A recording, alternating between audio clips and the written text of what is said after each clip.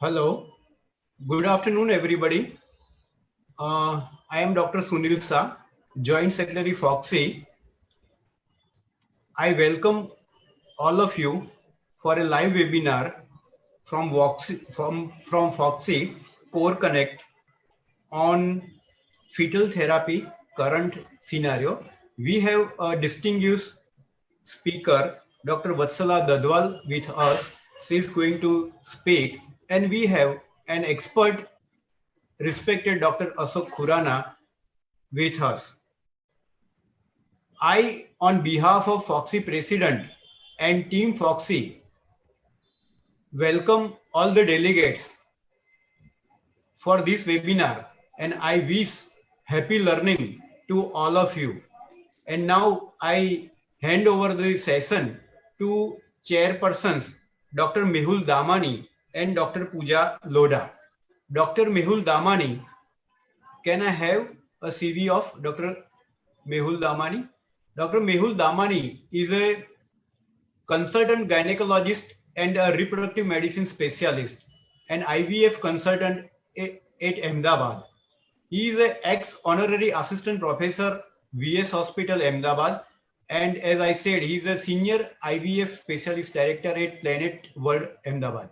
He has a very vast experience of not only IVF but also of sonography, and he himself has conducted many workshops for sonography and IVF. Another chairperson today we have is Dr. Pooja Lodha. Can I have a CV of Dr. Pooja? Dr. Pooja Lodha is a fellow of fetal medicine and fetal therapy from FMF as well as Foxy. And she is a director of Kangaroo Cradle, Deccan, the fetal medicine clinic, Pune. She has a present attachment of, she is a lead consultant in Department of Fetal Medicine and Fetal Therapy, Ruby Hall Clinic, Pune, Bharati Vidyapit Medical College, Pune. She is a current chairperson of AMOX Fetal Medicine Committee, and she is a managing council member of Pune OBGY Society. She is also a committee member of Imaging Science, Fetal Medicine and Medical Legal Ethics Committee, Foxy, and she has received a special awards and achievements like SAFOG Young Committee, SAFOG Young Gynecologist International Award in year 2019. She is a Southeast Asian Ambassador for Outreach Gloom. She has also received a Dr. Siris Daftari Award for Young Researcher in December 2016, and she has many more accolades. So I request both the chairperson to carry on the session further. Dr. Mehul Damani and Dr. Pooja. Hi, good afternoon, friends. Thank you, Dr. Sunil, for the nice words about us chairpersons. And we are thankful to Foxy and Corona for organizing such a wonderful, unique CME on fetal therapy. And for that, I welcome both the distinguished faculties, Dr. Vatsala and Dr. Ashok Khurana. And it is my pleasant duty to give introduction about Dr. Vatsala. Can I have Dr. Vatsala's CV on the screen, please?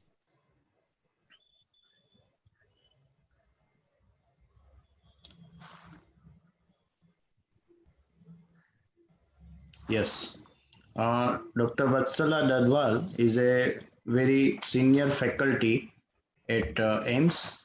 She is Chief Division of the Maternal Fetal Medicine and Department of OB/GYN at very reputed Institute of AIMS, New Delhi.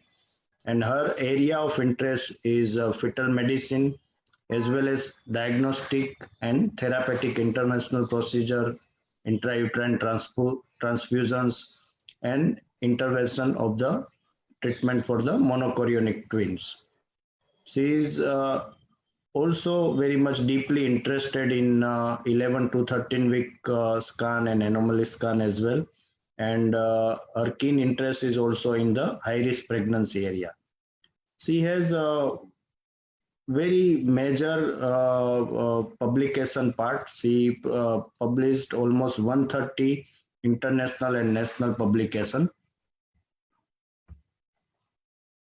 Almost 15 international and national clinical study participants. She is a teacher for MBBS and MD students. She runs fellowship program in maternal and fetal medicine. She has various positions like a nodal officer in PPTCT program, executive committee member in Society of Fetal Medicines. She is a chairperson of the AOGD Fetal Medicine Subcommittee and Secretary Association of OBGYN of Delhi. She received many awards, amongst that Young Researcher Award in International Clinical Epidemiology Network in 2002 and various other awards.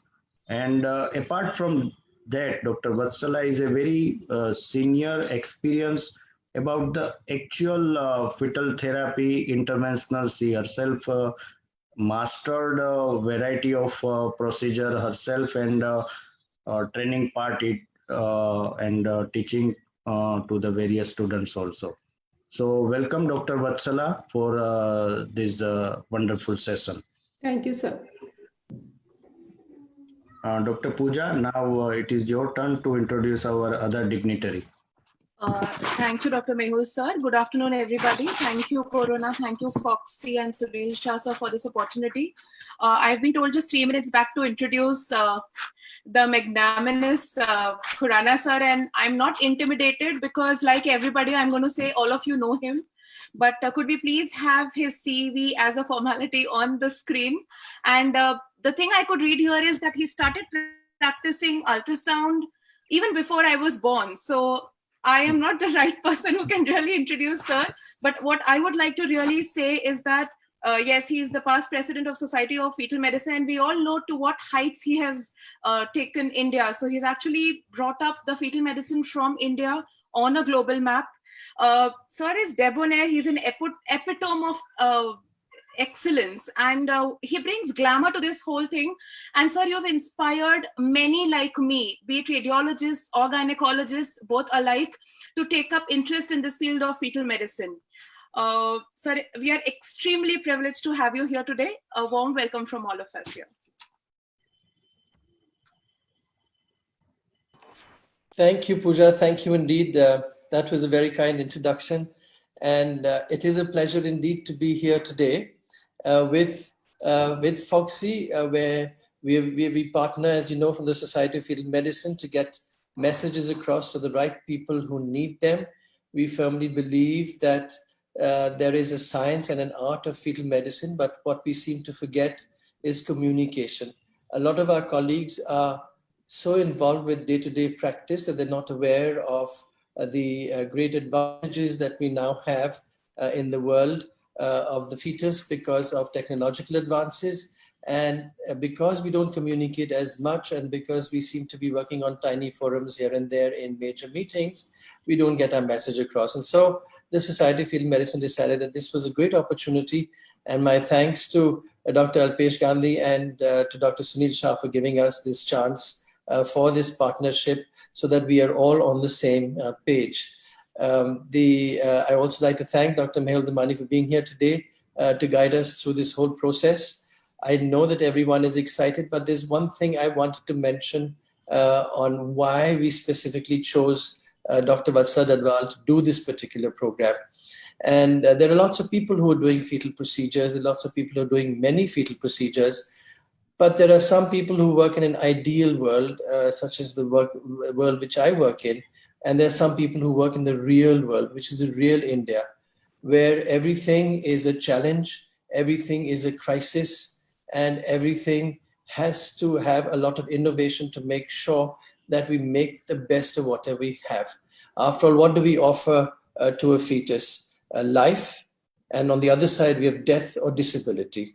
And to be able to fix that bridge, we really need to do something. And I thought that with the kind of work that Dr. Vatsala is doing at the All India Institute of Medicine, New Delhi, that it truly would be something that we need to follow up and hear from her what's going on in this field, what's doable, where we need to refer our patients, what are the other possibilities that we think of, how we counsel our patients in advance. And I really look forward to her presentation here. We will, of course, have a discussion at the end of the whole thing. And my special thanks to Core Pharma for being the catalyst in this whole process and putting this whole series together.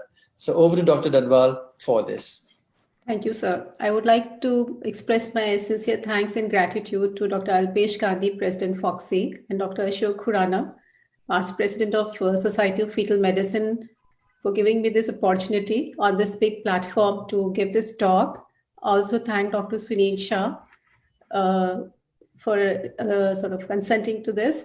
And Dr. Khurana and me, we are same alumni. We have the same alma mater. And Pooja, he did my obstetric scans. I mean, I couldn't think of going to anyone but him for my scan. So I know him that long. So it's a long association and it's been a fruitful one. Thank you so much, sir. And thank you, Dr. Mehul and Dr. Pooja. I'll just start sharing my slides.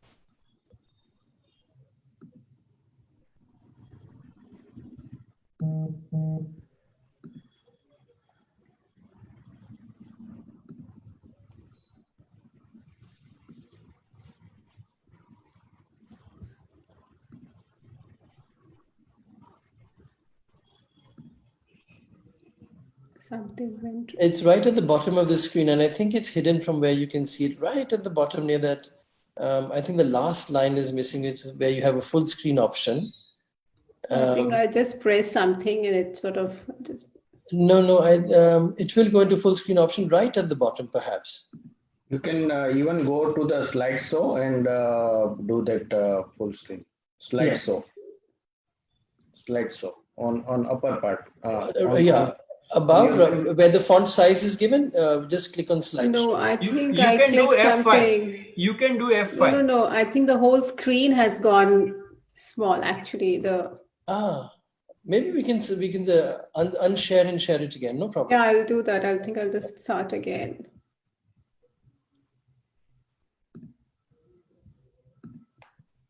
Oh, can I just start again? Sorry. Yes. Too many windows and too much confusion. Yeah.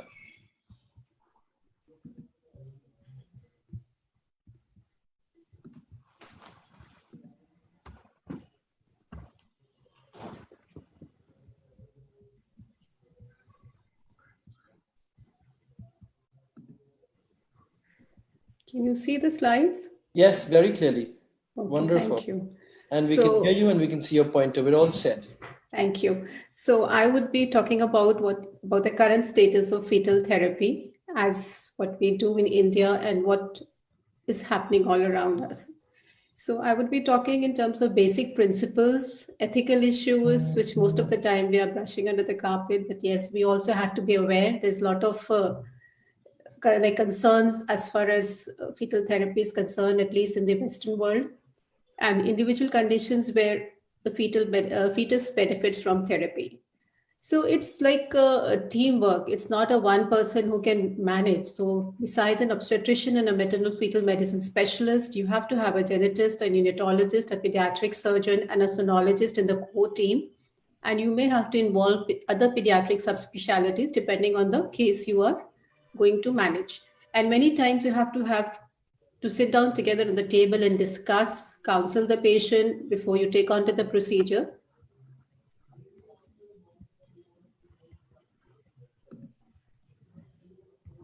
So fetal therapy has changed from a mere concept to a viable treatment modality now. And this is because of changing concepts. People have moved from anatomic repair to physiological manipulation, from open surgery to minimally invasive ultrasound-guided procedures of fetal endoscopy. And this has been possible because of the development of fine endoscopes, better ultrasound machines, and better understanding of the disease process.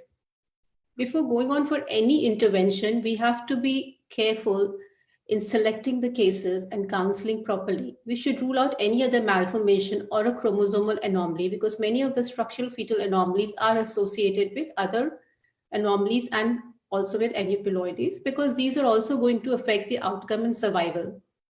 Again, we need to counsel properly about the outcome of the surgery, what it entails in terms of the fetal outcome and the complication that the mother would have to bear because of the procedure, and should only be done if it is indicated and if it is beneficial. And it should not be that because I may want to do some procedure because I want to learn something new I should do. It should not be like that. It should be very ethical what we're doing. And it should be only reserved for anomalies diagnosed later in pregnancy. Earlier in pregnancy, we should give an option of termination of pregnancy also. I'll just go back to the previous slide. So it may sometimes happen that you may have a fetus who has another anomalies or aneuploidy. Then there is again an ethical issue whether you should be treating these fetuses or not. Are you converting a lethal condition which would have not, like the fetus may not have survived, to a condition in which the fetus survives at birth with morbidity? And what about the decision making? It is a maternal beneficence and autonomy versus a fetal. So it is the mother who's deciding what is best for the fetus, but it may not be actually best for the fetus. Again, the interest of the treating physician. Is the fetus a person? Does the fetus has a legal status as a patient? So these are some of the issues which are still not being answered, but we have to be careful about these points before we consider a procedure. So as far as fetal therapy is concerned, we can broadly divide it into medical interventions, ultrasound guided procedures with simple procedures like amnio reduction, fetal reduction, intrauterine transfusions, to more complicated putting in shunts and taps, or fetal endoscopy, which is mainly done for twin transfusion syndrome, congenital diaphragmatic hernia, and open fetal surgery, which is sort of taken a back seat now. And there are very few indications for doing open fetal surgery. So the medical treatment that we give can be either transplacental, that is, you give to mother to the drug to the mother, and it crosses to the fetus through the placenta and has its effect. Or it can be direct. You can give the drug to the fetus directly. It can be given intramuscular. It can be given intravenous to the fetus through the umbilical cord or into the amniotic fluid. So the most common example of medical treatment that all of us are doing day to day is corticosteroids for pulmonary maturity. We are giving the drug to the mother, but it crosses to the placenta and has its effect on the fetus. Similarly, treatment of fetal infections like toxoplasmosis or syphilis, or even we may also practice prophylactic medical treatment. We're using ART for prevention of mother-to-child transmission of HIV. So all of us are to a certain extent are doing fetal therapy. Again, management of fetal hypo and hyperthyroidism by medical treatment. I'll just come to this in details a little later. Management of patients with congenital pulmonary adenomatoid malformation using steroids.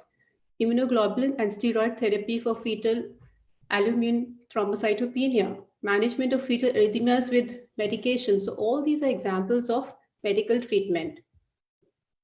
So just going to a few cases just to highlight. So fetal thyroid disorders, congenital hypothyroidism may be caused because of either the thyroid dysgenesis or problem with hormone synthesis, or it could be because of maternal antithyroid medications.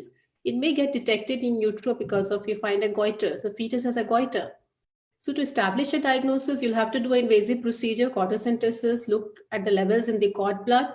People have also tried looking at the levels in the amniotic fluid because the TSH and free thyroxine in the amniotic fluid is from the fetus and not from the mother. And again, you need to treat in utero because if you don't treat hypothyroidism, the baby will be a cretin, will have mental retardation, and a large neck mass will have problem. It may cause tracheal compression and the baby may have problem in breathing at birth. So people have treated by giving intramuscular thyroxine or intraamniotic instillation of levothyroxine has been given. But again, once you do a fetal therapy to see a response, you may have to do further follow-up. So people have done multiple injections of levothyroxine in the intraamniotic fluid and also then the levels in the intraamniotic fluid to see if the fetus is responding. Similarly, if the mother has Graves' disease, the fetus has a risk of developing thyrotoxicosis because of the antibodies which cross from the placenta to the fetus. And these can cause fetal tachycardia, heart failure, and hydrops, and affect the fetal growth and even cause intrauterine death. So in a mother who has Graves' disease and we find a fetus having tachycardia, features of hydrops, you have to strongly suspect that these may be because of thyroid stimulating antibodies, and we may have to do a Again, a transplacental therapy with antithyroid drugs like PTU. So these are some examples which are not very common, but yes, they have been done, and we have case reports in the literature. Commonly, what we're seeing nowadays, a lot of cases referred with fetal arrhythmias. It's good that they're getting picked up and referred, and we're able to offer treatment to these fetuses who would have otherwise have been sort of, had intrauterine death and would have been labeled as undiagnosed intrauterine fetal death. So arrhythmias may affect up to 1 to 2% of unselected pregnancies. Majority of them are benign with some ectopics, atrial ectopics, but some like supraventricular tachycardia, ventricular tachycardia, or atrial flutter, and the ones like AV block or complete heart block are going to affect the fetus because they may cause low cardiac output, dysfunction leading to fetal hydrops and demise. Most of the time they get picked up on auscultation when you find the heart rate is slow or irregular. And again, M-mode ultrasound and Doppler helps it, pulse Doppler helps in making the diagnosis. So this was a patient referred to us with a very fast heart rate and pericardial effusion, and she's had previous history of unexplained stillbirth. M-mode showed that the fetal ventricular rate was 177 and atrial rate was double, 353. So it was a case of atrial flutter with a 2:1 conduction. So how did we manage her? She was managed with transplacental therapy with digoxin, and the mother responded very well. The fetus responded very well with resolution of hydrops, no complication to the mother, and she proceeded to term and delivered. So coming to management of fetal tachyarrhythmias, of which supraventricular tachycardia is the commonest. So which are the fetuses who are going to be treated? So we have to understand when to do fetal therapy and if it is going to benefit the fetus or not. Anytime you think the baby is near term, mature, can be delivered and managed, then that is a better option. So we have an option of either treating in utero or delivering. So if the baby is near term, can be delivered and then managed.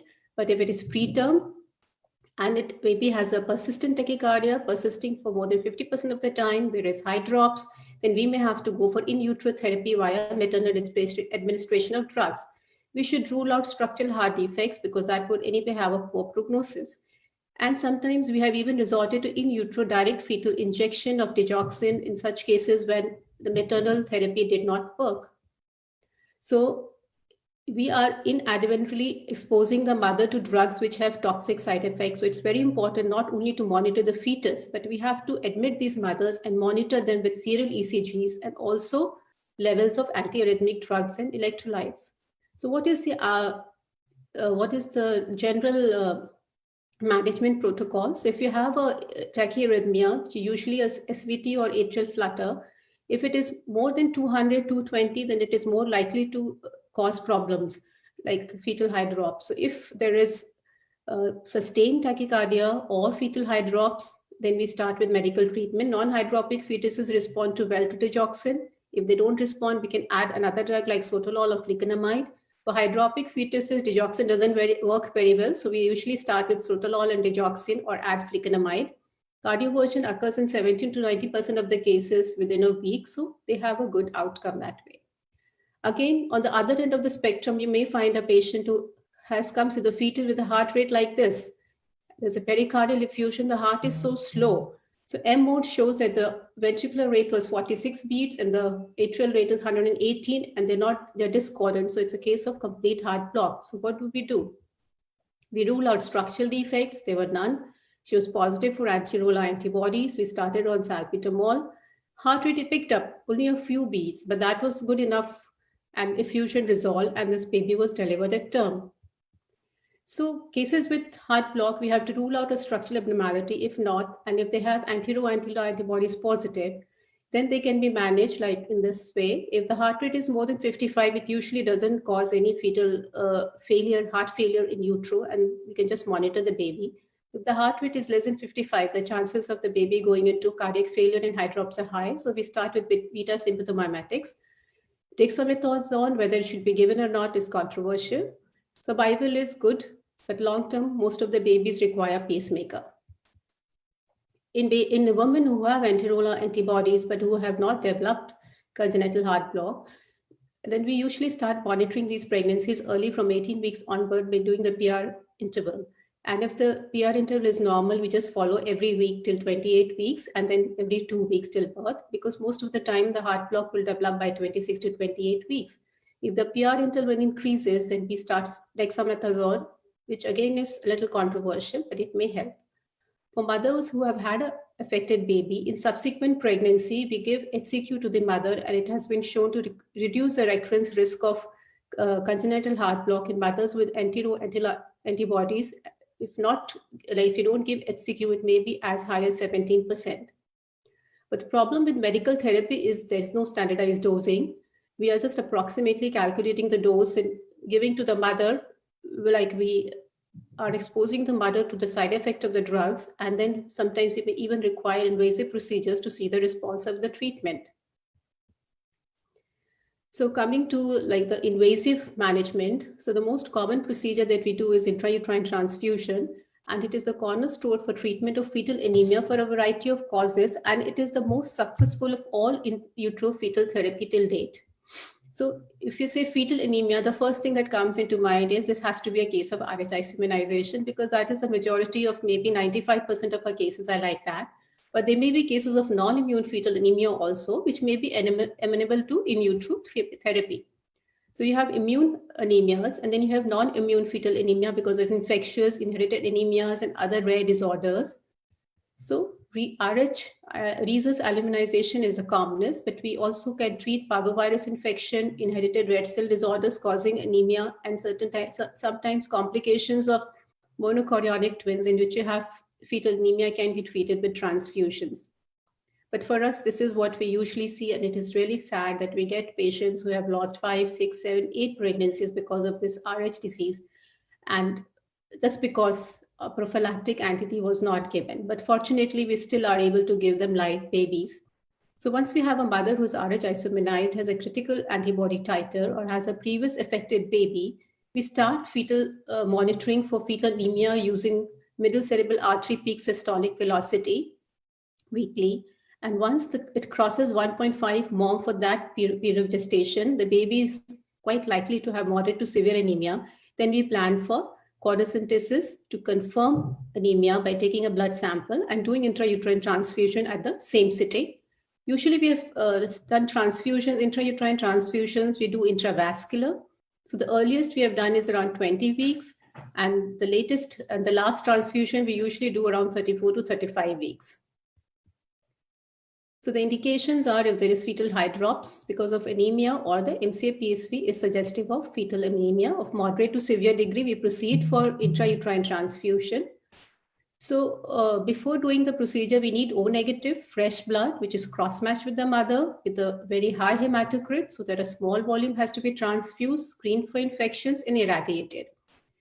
And what we need is a Chiba or a spinal needle of 22 gauge. For transfusing the blood, we need syringes to take sample before and after transfusion. We also give fetal paralysis using pancuronium or vacuronium because we don't want the baby moving when the needle is in the cord. And we usually do the procedure after with corticosteroid cover and with facility for emergency cesarean section once the fetus reaches viability, and which we usually consider after 27 weeks or so. So the procedure is done under sterile precautions. We do a scan to localize the cord. We usually enter the umbilical vein and prefer to enter at the placental end of the cord. Free loop is usually more dicey, or you can go to the intraperitoneal part or intrahepatic part of the umbilical vein. So after, once we enter the cord, we take a small sample of blood, and immediately in the OT, we do the hematocrit. And depending on the fetal hematocrit, if the baby is anemic, we calculate the amount of volume to be transfused. We have formulas for that. And we try to raise the volume to around 45 to 50%, the hematocrit, and transfuse at the rate of 5 to 10 ml per minute. And then we take a post-transfusion hematocrit, and then we observe the fetal heart till the mother is perceiving movements because the baby has been paralyzed. So this is just a small video showing that we get our stuff ready. And we take the blood ready, which is O negative irradiated blood. The mother is prepped under all aseptic precautions. And then we give an intramuscular injection or we can give the injection directly into the cord if the cord is anterior like this. And once we have localized the cord, we enter the cord through the maternal abdomen, the uterine wall, from here, because placenta is anterior, through the placenta with a quick jab into the cord, take a sample for hematocrit and then transfuse the blood. So here you can see the turbulence in the loops of the cord as the transfusion is going on. So the same you can do if the cord is, placenta is posterior, you can still try to localize the cord insertion and then enter the cord with a quick jab and give the transfusion. And sometimes when we find we cannot get the cord insertion and we don't want to do a free loop, it's better to go into the intrahepatic part of the umbilical vein, as you see the needle coming through the abdominal wall. And here you may have to traverse to the fetal liver into the umbilical vein. Again, you take a sample and start transfusing. You can see the turbulence here. So after that, we do routine monitoring as we would do for any antenatal patient. And we also plan for the second transfusion. So the middle cerebral artery peak systolic velocity is not very good for timing your second and third transfusion. So we usually, what we do is we go by the rate of fall of hemoglobin, which is 0.4, 0.3, 0.2 gram per deciliter after first, second, and third transfusion. With subsequent transfusion, the time of rate of fall of hemoglobin decreases, and we can sort of time our transfusions further apart because the adult RBCs replace the fetal RBCs and the hemolysis becomes less. So how does this procedure work? It is really very successful with survival rates of over 90%. And we have also reported, published our series, and our survival rates are also around 90%. Even for hydropic babies, we have very good survival. But any procedure is not without complications. And the most dreaded is having a fetal bradycardia during the procedure, which doesn't settle, and you may land up with emergency cesarean, you may land up with fetal death, neonatal death.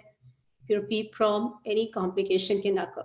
So when you're doing the procedure, for every procedure you do, there is a 3 to 4% risk of developing any of these complications and 1 to 2% risk of losing the baby.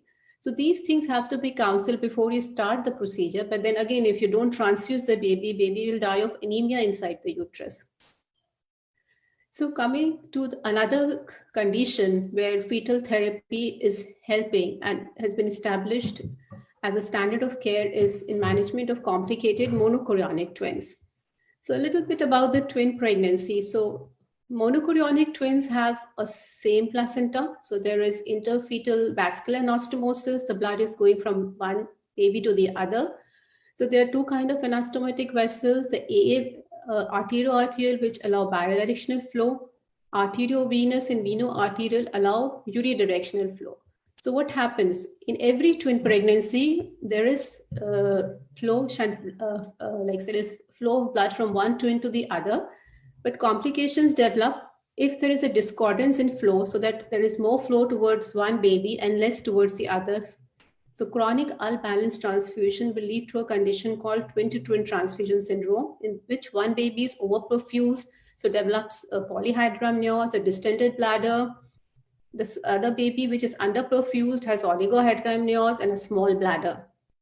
Other problem is if one of the twin has a smaller placenta, so that baby becomes small, doesn't grow very well.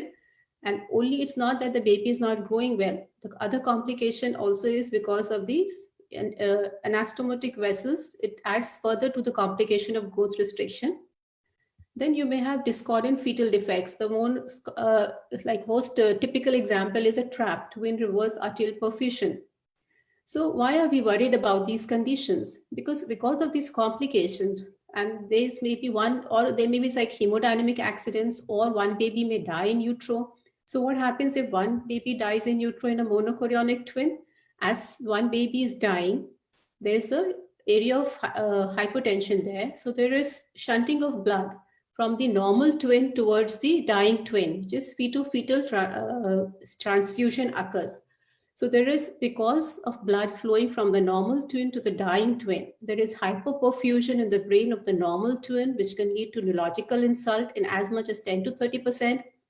If this transfusion from the normal to the dying twin is massive, then this twin can also die. So for monochorionic twins, if one twin dies in utero is a big problem. So these complications which develop in pregnancy have to be handled in utero if the fetuses are preterm and cannot be delivered.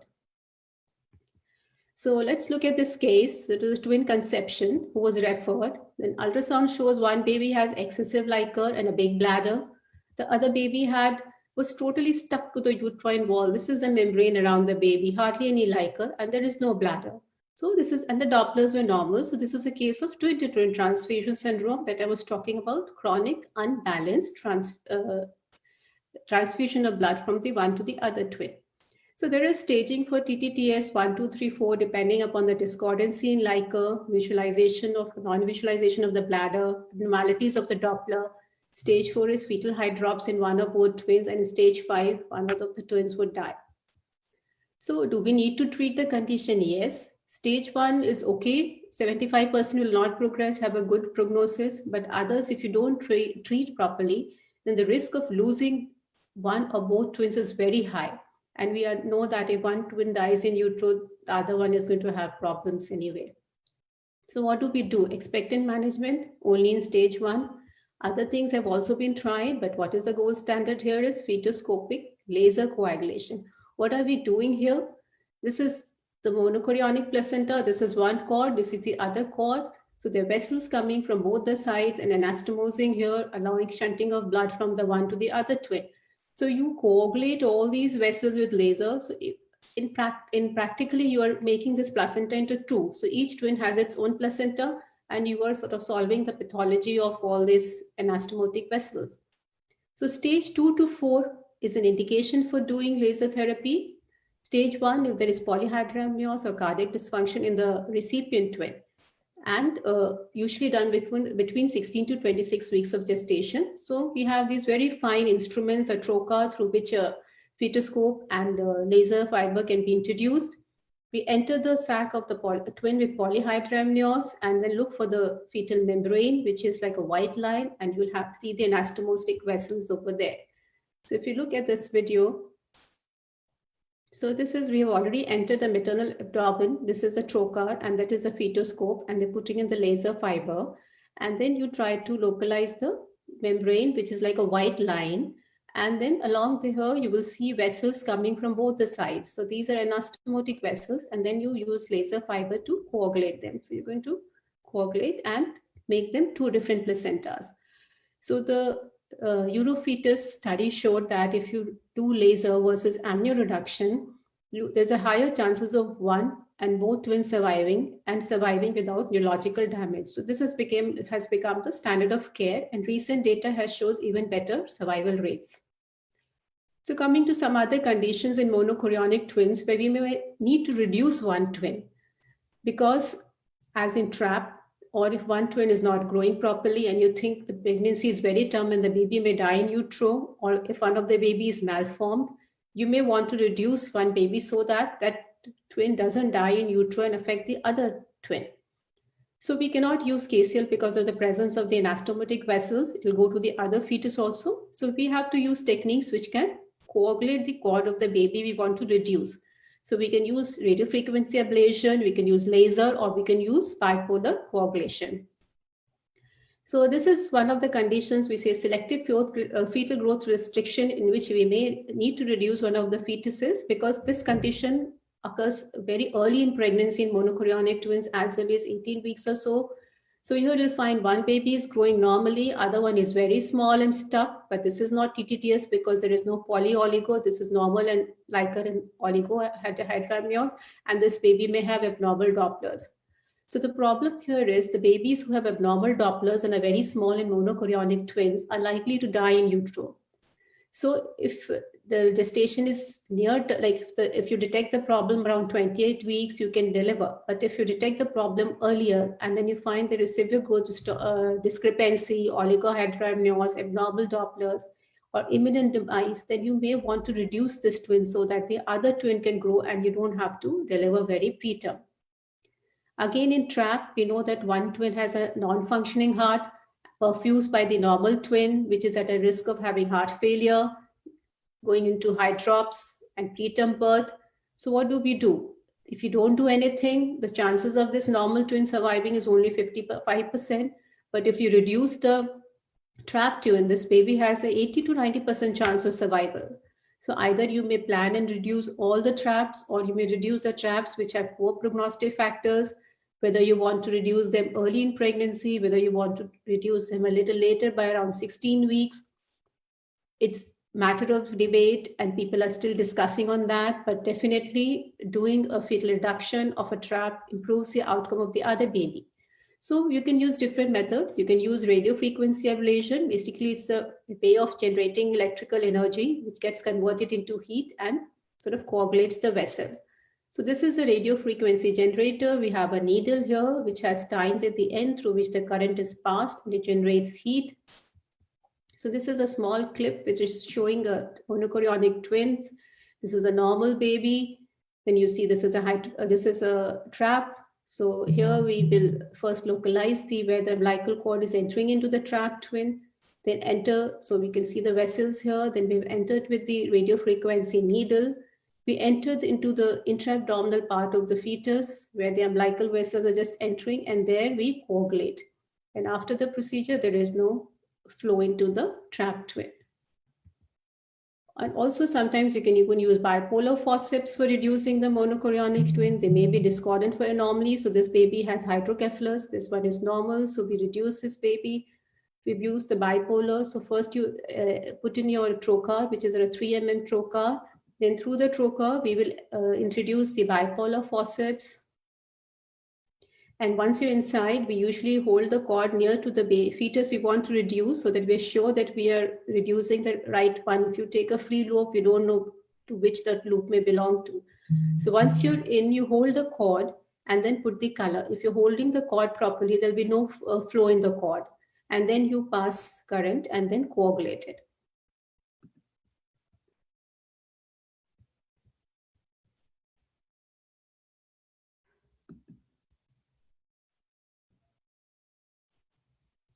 So we have held the cord and put color. There is no flow. So we have coagulated it.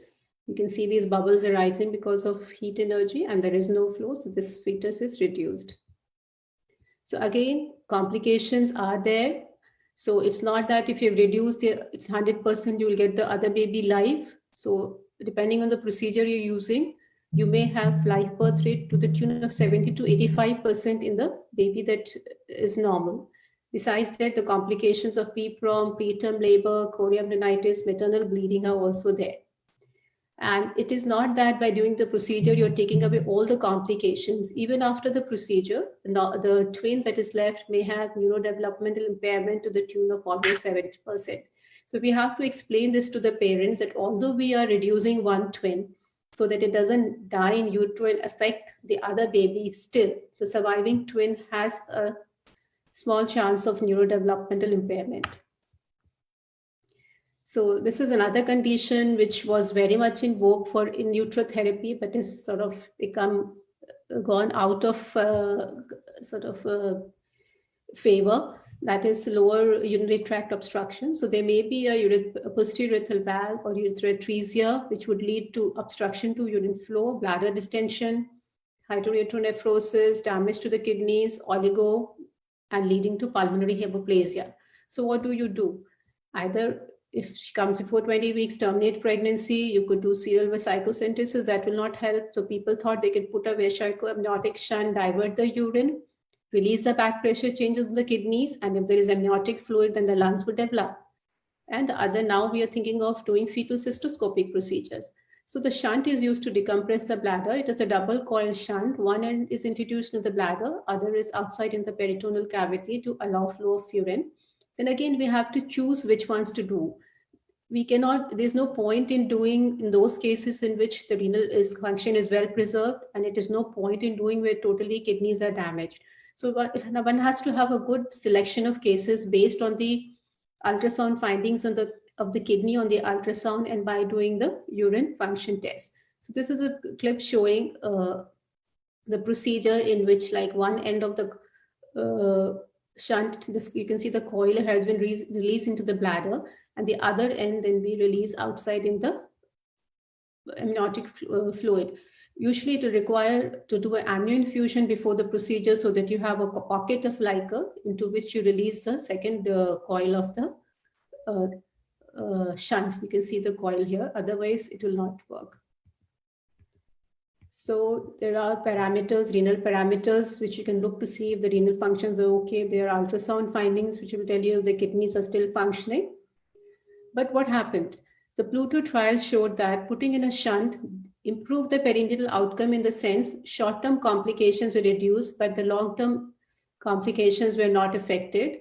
The renal function and overall morbidity did not decrease. So it went out of repute. Plus, there were complications of shunt displacements, preterm labor, trauma to the fetus, and all.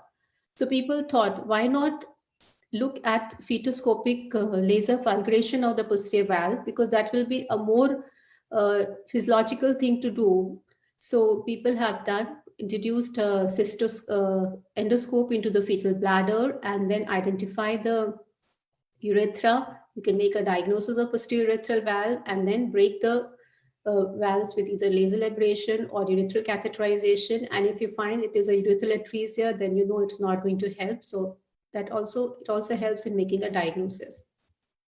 So it has been shown that the outcomes are better after fetoscopic fulguration of posterior urethral valves compared to the vesicoamniotic shunt.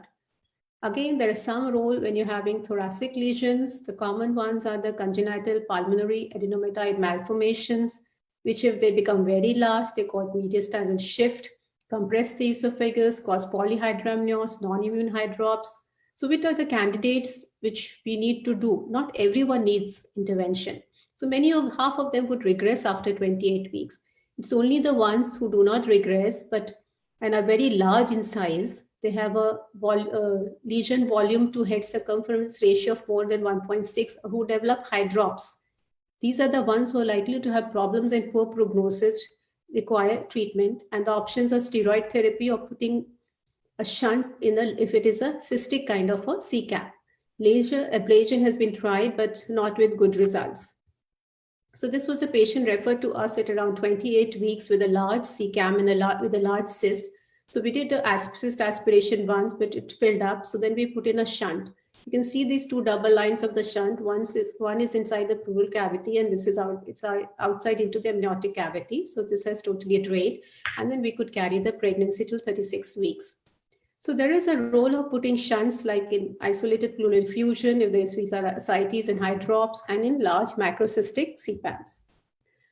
So this is another video. This was an isolated pleural effusion. Actually, if you have pleural effusion, you have to rule out other things, because if there is genetic syndrome or chromosomal abnormality, there may be no point in doing the procedure.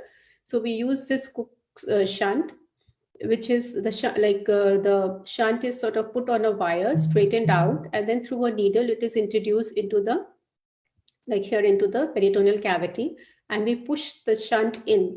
So the first half of the shunt comes out into the pleural cavity, makes a coil there, then we pull out the shunt, and the other half comes out into the amniotic cavity and coils there and allows drainage.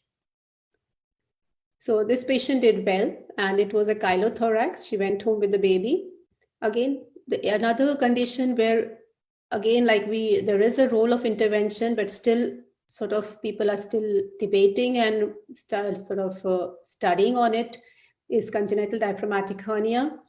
In this condition, the prognosis is bad because of lung hypoplasia and pulmonary hypertension, which develops at birth.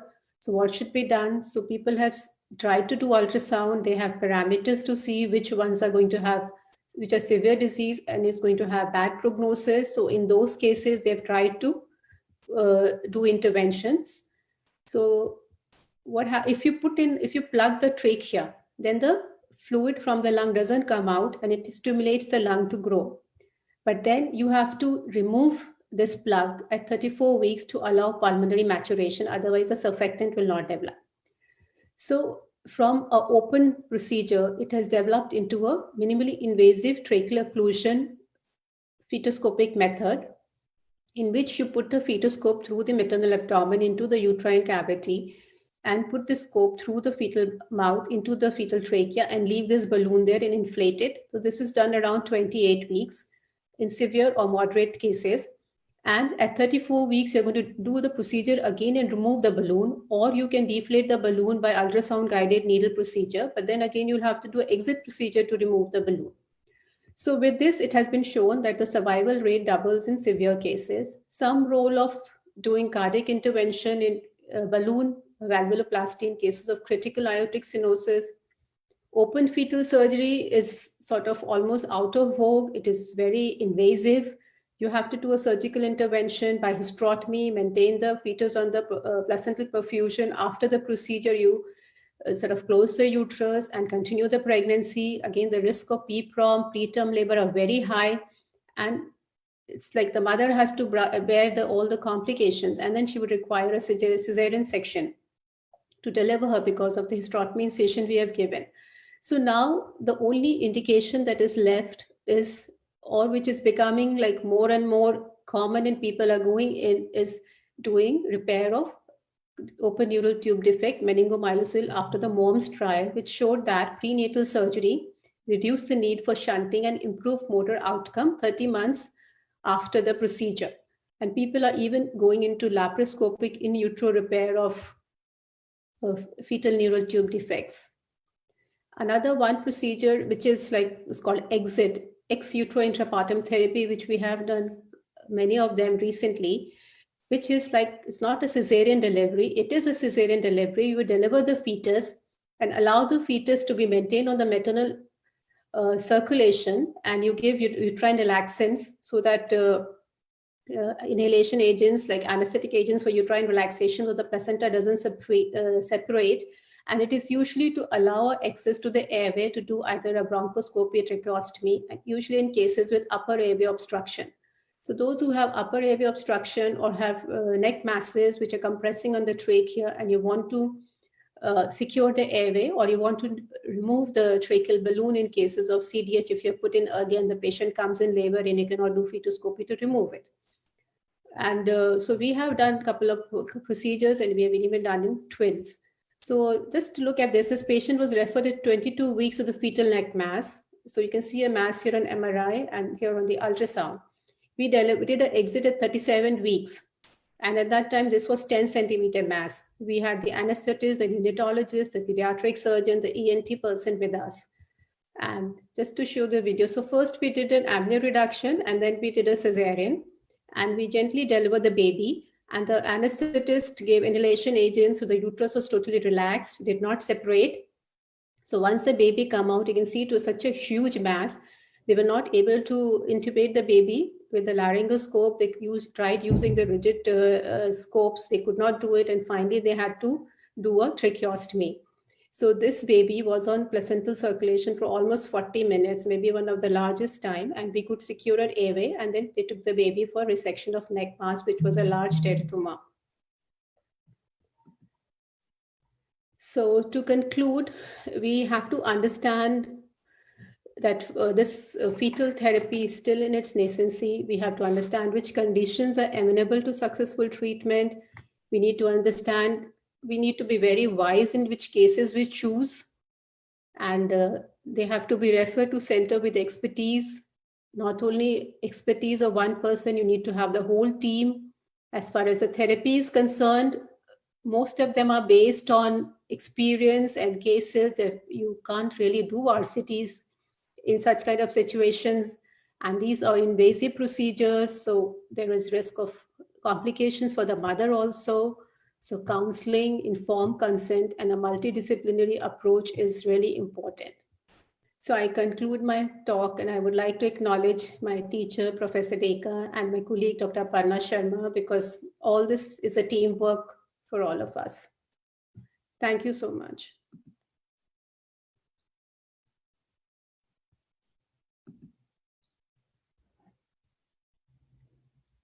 Hello.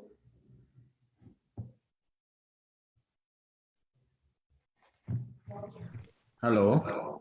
Yeah, I thought I've lost everyone. No, we are with you. We are so much.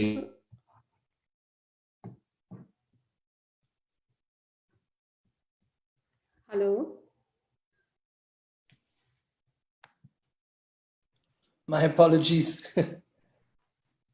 Sorry, I didn't realize I was on the wrong circuit. Hello, can you all hear me now? Yes, sir, we can hear you. Yeah. Have they started asking the questions as yet? I missed. I think the questions are not in the chat box. No, The they're not in questions the are. chat box. They were supposed to be with Mr. Basu. I was trying to get through to him on the phone. Has he WhatsApped anything? Yeah.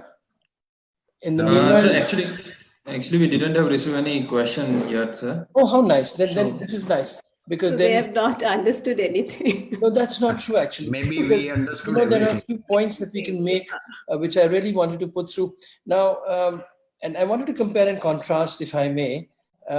Pooja, when you work in a city like Pune, where everybody is extremely well informed, but there is a sense of hopelessness when it comes to fetal anomaly. How do you handle that situation, especially when you think that the fetus might benefit from a procedure? Yes, so you are right. This is, I live in a situation where even if I'm convinced that a fetal therapy or some manipulation before birth can actually help the fetus, it's very difficult for me to convince the obstetricians, and we have to understand a limitation. At least at my end, the patient still trusts the obstetricians more than the patient would trust me. How many ever times I would scan her. So unless the obstetrician is convinced that the feasibility of fetal therapy, even in an Indian scenario, Vatsala ma'am beautifully told us what she's done in AIIMS. So I'm sure we all can do our cases and intervene when the fetus is really going to benefit from it. And sir, I really face a lot of problems because the typical attitude of the patient as well as the clinician, unfortunately, as soon as any kind of an anomaly or a deviation from normalcy is picked up on a scan, at the drop of a hat, they want to get rid of that pregnancy. And we also now have a law that allows them to do so, unfortunately, which I think, sir, I want your opinion on that, because it would need a little regulation. A high risk of Downs going on from 11 weeks, finally goes on at 28 weeks and realizes she needs a termination. On the other hand, a cerebellar hypoplasia at 26 weeks does not get permission to terminate. So this is the kind of scenario we are facing right now here. Yes. Well, that's an easy scenario to handle because we know that that this aspect does not come under the MTP law, as you know. We worked together, Foxy worked together with the Society of Field Medicine. And last year, 2019, in the first week of October, we released a document called the Guidance Note, which said that in the presence of anomalies that would hugely compromise, I don't remember whether it's hugely or whatever was the legal word, that would greatly compromise the quality of life, the patient can apply to the district court, not the high court, which was the original MTP law, to the district court, and the district court will then direct a medical board which will be appointed from the civil hospital or the district hospital or a teaching hospital in the same city. And within a week, they have to give a verdict on whether the termination should be allowed. And we've got some excellent responses from Calcutta. We've got from Pune, we've got some really nice responses, and from Mumbai as well. Unfortunately, people don't know about this guidance note, and we are trying to push this. Done 5 in the last Oh, Dr. Khurana, we get lots of cases from as an expert, like I'm the chairperson of the board in the institute, so we do get cases out of them coming. Yes, and you see, so we then are able to this, but our scenario is different. Our scenario is where we are giving up for something that has a reasonably good outcome. For instance, we can't let babies die of a tachyarrhythmia, for instance, today. We've realized that even on an outpatient basis, we've succeeded in doing this. My other question for Dr. Vatsala was about costs. How do you manage to contain costs? Because that seems to be the biggest problem for a large majority of our population. So I don't know about the other scenarios, but working at AIIMS and because of JSKY, we are able to indent the shunts and all we indent for the mother. Okay. Even like, so we have a RFA machine and then the needles and all and the laser fiber we indent. The hospital provides us under JSKY. And somehow like even like before we got the RFA machine, we did a lot of procedures and the accompanying eye was get the machine, get the give us the needles. So Yes. somehow they are also willing to oblige. And so we are working like that, begging, borrowing, getting things because. So it takes passion and commitment. Yes. Yeah. Yes. Dr. Damani, you handle very precious pregnancies. I mean, once the patient is pregnant, you know that the patient will go to any extent to have that baby. They have a different approach. How do you feel? Do they go by the number of cryopreserved embryos, or do they actually make every effort?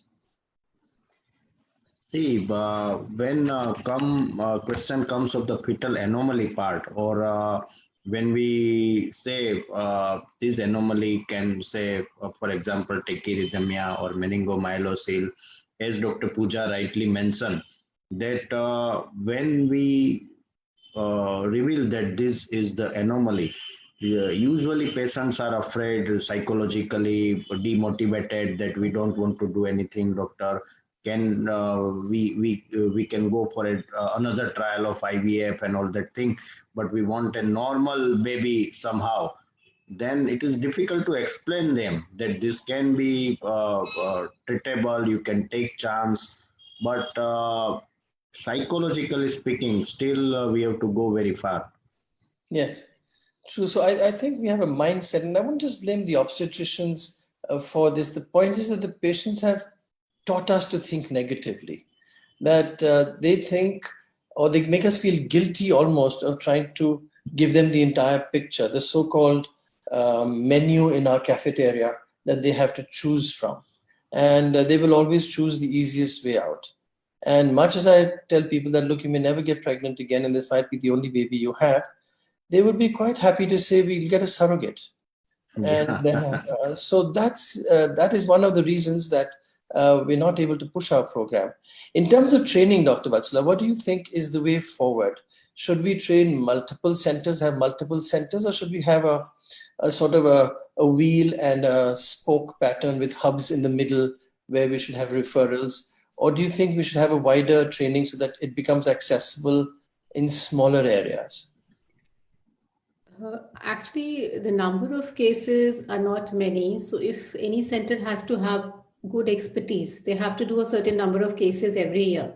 Yes. So if you have a referral center kind of a thing, I mean, it's not that you have one in a country, but you may have a few over the country so that it is easily approachable by everyone. So I think that is a better way. If you need to get experience, if you need to get some data, I mean, how things are going to work, that is a better way, I think.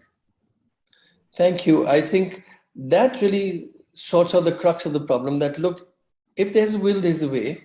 Yes. We should have this facility available for our patients. We have places that are available. There are two gaps that need to be filled: patient psychology and awareness of the practicing obstetrician of what is going on.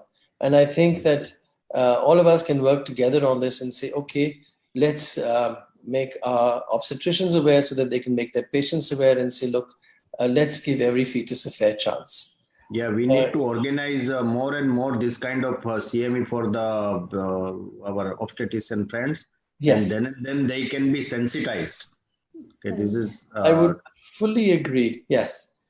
Dr. Pooja, have you made this attempt in your own city or in as part of AMOG's committee? How have you achieved that? Yes, so last 9 years, I've seen a huge change in the attitude of clinicians in Pune.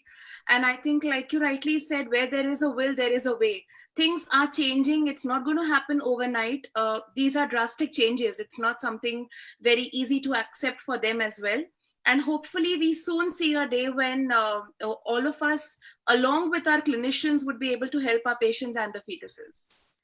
How wonderful. Thank you, Dr. Vatsala, but over to our chairpersons for their closing remarks, please. Yes, it was a wonderful overview, Dr. Vatsala. We all had gone through variety of procedure, right from the fetal thorax and fetal bladder and fetal pleural cavity. You introduced trocar and putting stent. It is wonderful.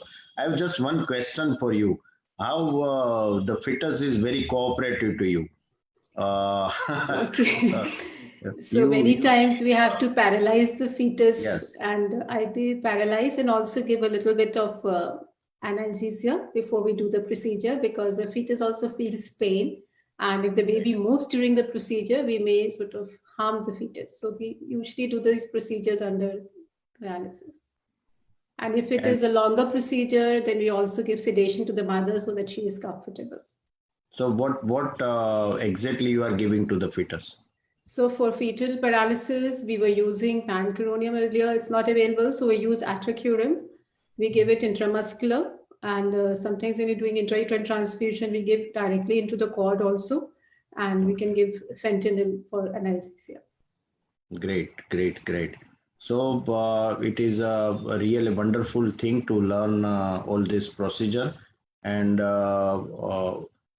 I thank all the Foxy organizer to organize such a innovative and new path tracking topic. And Dr. Ashok Khurana, and you also shown us path how to change the situation in our country to popularize the all new fetal therapy and fetal interventional. And we are also thankful to the pharmaceutical company Corona Remedies to organize this wonderful talk of Dr. Vatsala. We thank Foxy President Dr. Alpesh Gandhi, Dr. Sunil Shah, Secretary, and Dr. Pooja also to organize and help and chair all these session throughout. So with this brief remark, I think we would like to depart. Is there any final comment, Dr. Khurana? No, thank you so much for joining us today. And we do hope that this is a step in the right direction. And I promise you with Foxy and the Society of Fetal Medicine working together, we will take this message across to a lot more people. This is one of the advantages of the pandemic, that we now meet each other much more frequently. We don't have to spend money on site. This is a cheaper way of education. We can do it more frequently, and we can do it when we cut into our family time. And, you know, we as doctors are willing to sacrifice everything that is precious to us. I'm sure we'll do it for the sake of our patients. Thank you very much. Thank you. Thank you all. Sir. Thank you. Thank you. Thank you. Bye-bye.